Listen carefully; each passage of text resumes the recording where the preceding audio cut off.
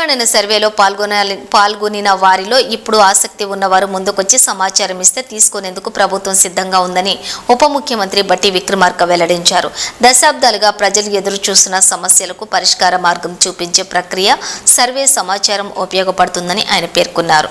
బుధవారం రాష్ట్ర సచివాలయంలో నిర్వహించిన మీడియా సమావేశంలో ఆయన మాట్లాడారు.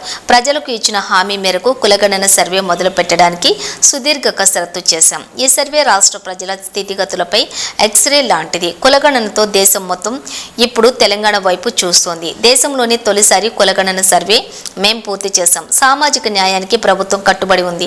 సామాజిక ప్రభుత్వ విధానపరమైన నిర్ణయాలు అమలు సర్వే సమాచారం వాడతాం. కులగణన జరగవద్దని కుట్రదారులు చేసిన తప్పుడు ప్రచారాన్ని తిప్పికొట్టిన ప్రజలకు కృతజ్ఞతలు. త్వరలోనే మీడియా సమావేశం నిర్వహించి సర్వే జరిగిన తీరును సమాచారాన్ని ప్రజల ముందు ఉంచుతాం. వెనుకబడిన వర్గాల అభివృద్ధికి రాష్ట్ర ప్రభుత్వం నిబద్ధతతో ఉందని ఈ సర్వే స్పష్టం చేస్తోంది అని బట్టి చెప్పారు. కొన్ని దశాబ్దాలుగా ఎదురు చూస్తున్నటువంటి కాస్ట్ సర్వేని మేము సంపూర్ణంగా పూర్తి చేయగలిగాం. దాన్ని సభలో నిన్న స్టేట్మెంట్ రూపేణ సభలో పెట్టగలిగాం.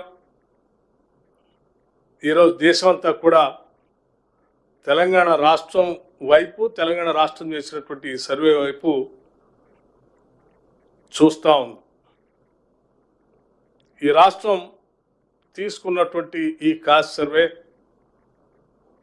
గతంలో మేము చెప్పినట్టు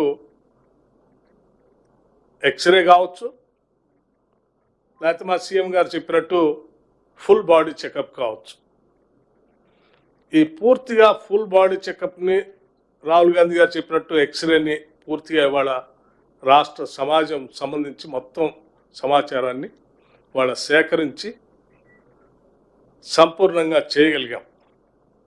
దీనికి మీ అందరి సహకారం, ప్రజల సహకారం మెండుగా వచ్చింది కాబట్టి చేయగలిగాం. కాబట్టి ఇది చేసినటువంటి సందర్భంలో మీ అందరూ కూడా కలిసి ఒకసారి ధన్యవాదాలు చెప్పాలని, ప్రజలకు ధన్యవాదాలు చెప్పాలని, అట్లాగే జరిగినటువంటి పూర్తి ప్రక్రియ చాలా ట్రాన్స్పరెంట్గా చేశాం. ఈ ప్రక్రియ సంబంధించి కూడా కొద్ది రోజుల్లో మీడియా మిత్రులందరూ కూడా ఒక డీటెయిల్డ్ అందరూ పిలిచి ఓ ప్రజెంటేషన్ కూడా ఇవ్వాలని ఆలోచన చేస్తూ ఉన్నాం.